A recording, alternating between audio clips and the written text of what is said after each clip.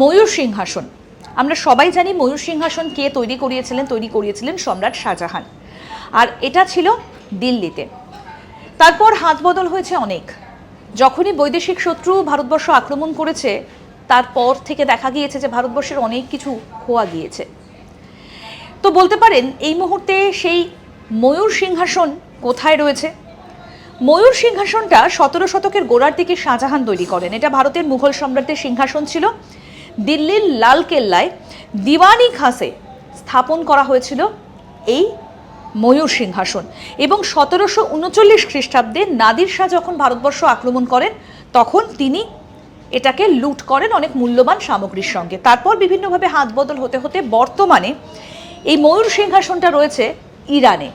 তবে আরও একটা অত্যন্ত গুরুত্বপূর্ণ বিষয়, সেটা হচ্ছে কোহিনূর হীরা, যেটা সম্রাট শাহজাহানের যে মুকুট ছিল সেই মুকুটে শোভা পেত।